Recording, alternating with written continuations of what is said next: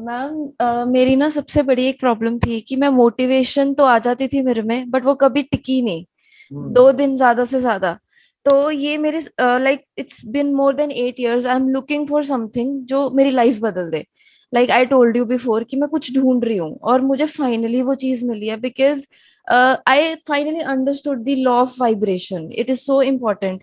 And recently something कुछ बुरा हुआ है वर्क प्लेस पे, बट मेरे ये वर्ड्स थे, मुझे लो वाइब्रेशन में नहीं जाना, I will pull you in my high vibrations. Well done, तो वेल ये डन। चीज मुझे समझ आई है। एंड स्पेशली एक चीज और है कि when I started miraculous mornings, मुझे लिटरली मेरी बॉडी में फील हो रहा था कि सब कुछ चेंज हो रहा है।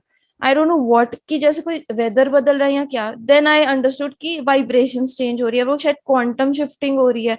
I don't know.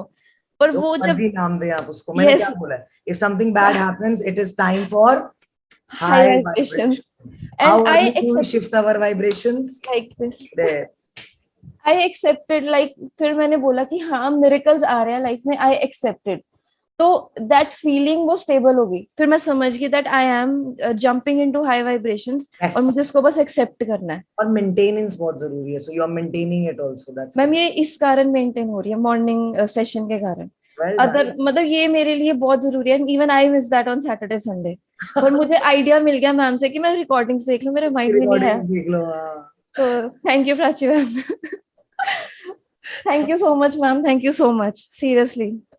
Love you.